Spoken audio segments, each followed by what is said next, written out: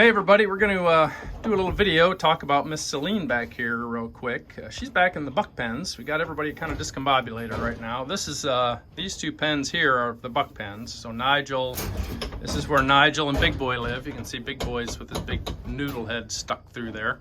But they're not in here today. They are back in the back, big pen, where Wayne and Clarence typically live. Wayne and Clarence are up here in the smaller pen because they're smaller goats, and we have Dorothy and Celine up here in this middle pen. We had to segregate Celine, and we have Dorothy in there with her because Dorothy's her best friend, and we didn't want Celine to be alone. So the reason we're doing this is yesterday, you can see, there she went. Celine has a very weak back end. You can see she's kind of walking sideways, she's kind of falling around a little bit. And but her front end is very strong. It still operates normally. She still has an appetite, and everything's good there. So kind of what that leads you to believe, or is a telltale sign of, is a meningeal worm. She's also losing hair in patches. Let me get up here. Excuse me. You can see that patch of skin right there. So she's losing hair. Come here, girl. Losing these random hair patches right there. So what we did is immediately call the vet.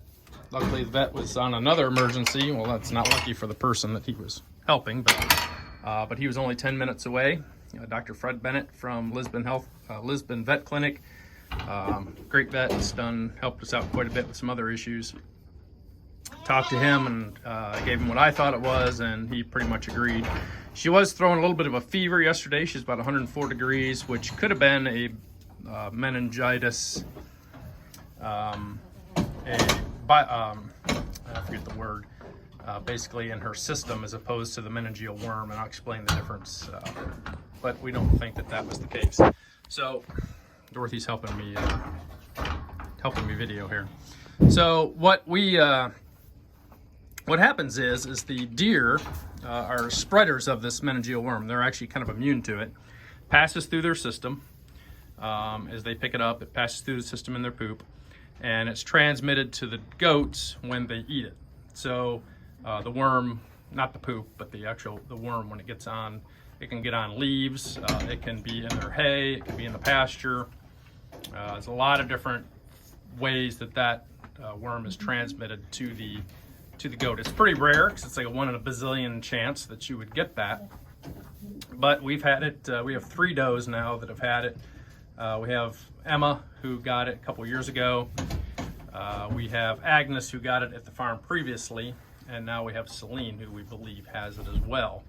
For prevention treatment, what you would do is you would dose all your goats with a very high level of goat wormer.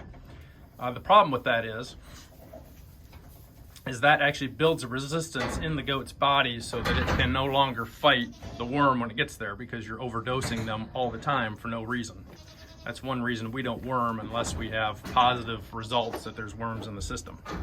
With a meningeal worm, because it's not gut related, it doesn't pass through their immune system, or it doesn't pass through their digestive system, and so you can't test for it.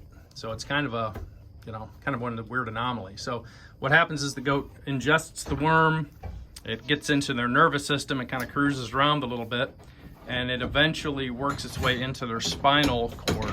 So it's a long process. Typically they would consume the worm somewhere in the spring, and then you don't see the signs until this year, or this time of the year, or in the fall. Big Boy's helping. Big Boy, he's ready to go to work, but unfortunately he doesn't get to go to work yet. So there's no way to test for it. You really can't preventative maintenance it, because you're going to cause more harm to the system by overdosing it, and then when you really have the problem, you can't cure it. And so what you need to do is you need to know your goats and know how they act, know their behaviors. And so immediately when we saw Celine acting funny yesterday, she was down she wasn't even standing up, she was actually down. We were able to get her up. We basically carried her into the pen here. We called the vet. The vet was Dr. Fred Bennett from Lisbon Vet Clinic was here. He was 10 minutes away actually on another call, so that worked out really, really well. And we treated her for an immune system type problem, meningitis. I'm trying to think of the word, but I can't think of it right off the top of my head. And the meningeal worm, so we just hit her with both, just because she was actually throwing a fever a little bit. She was 104 yesterday, which 103 is normal for goats, so 104 isn't crazy. But she was a little high in the fever, so we, which is not a common sign of the meningeal worm, but we just dosed her anyway for the other version of it. So.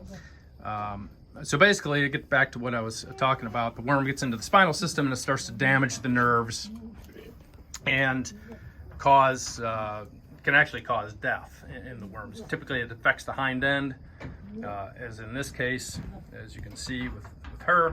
And so your game plan really is early treatment to prevent any more damage. And so that's where we're at. She will recover some, but she will probably always have some sort of a problem in that rear end. And it will not, the nerves they'll heal some, but not a huge amount. Doesn't mean she can't be bred, doesn't mean she can't milk, can't lead a healthy lifestyle or a healthy life. Just she's gonna have a little inconvenience, and the goats adapt pretty well to that. So we got her early. I think we're very positive outlook on this. We're heavy dosing her with wormer. We got a couple other things that we're hitting her with, but she is just kind of hanging out back here with her buddy, and we got them in there I may have said this already. I had another video I was doing, and then Marcia called me and stopped it, so I'm trying to remember what I said in this video as opposed to the last one. But so if I'm repeating myself, I apologize. But so yeah, they're together just because they're best friends, and we don't want Celine in here by herself. And so they're just going to kind of hang out in here for a little bit until she starts to show some signs of improvement, which she's actually shown some pretty good signs of improvement already. Her fever's down. We checked her that last night. We gave her 1 cc of Banamine. So that took her fever down. She was pretty much right back to normal. And we're heavy dosing her with some wormer. And we hit her last night. Now she's up quite a bit more than yesterday. Emma, when she had it, she was down for a couple of days. So, but we didn't get her quite early enough. We didn't really know what we were looking for at the time. And so I think in this case, we got her treated, and we'll have minimal damage to the nervous system. Sorry, Wayne just bit my finger. So I'm pretty positive, pretty happy. I'm not happy with it, but I'm happy that we got it treated early, and that she'll probably recover and be fairly right back to pretty much to normal. So that's what's going on. That's one of the things with goats. You're always looking for a meningeal worm this time of the year. Looking for signs that are off, and that's things that we look for when we're feeding the goats and when we're out here with them. Always trying to make sure that they're healthy and happy. Unfortunately, there's things out there that we can't always prevent or predict, and you just kind of have to deal with them as they come, and do the best that you can to make sure that they get treated and get going. So anyways, that's where we're at. We'll keep you updated. Like I said, I don't think that's going to really work itself out to be anything catastrophic. Like I said, early treatment, get the wormer in them. We're actually dosing her every day what you would dose a horse with once every 6 weeks. So that's just to give you the idea of how much wormer we're hitting her with, and that's pretty well proven to solve the problem. That's what we did with Emma. That solved it and took care of the worming issue, and go from there. So that's where we're at. We'll keep you updated as Miss Celine hangs out here. Like, she's up and moving around this morning, so that's a good sign. Fever's down, and we'll get her with her wormer this morning. She had 1 dose last night. She'll get another dose for the next 1 dose every 5 days. So get this thing knocked out, get her back out with the herd, and she can go back to doing goat stuff. So anyways, that's where we are at. We hope you all have a wonderful day, and we'll talk to you later.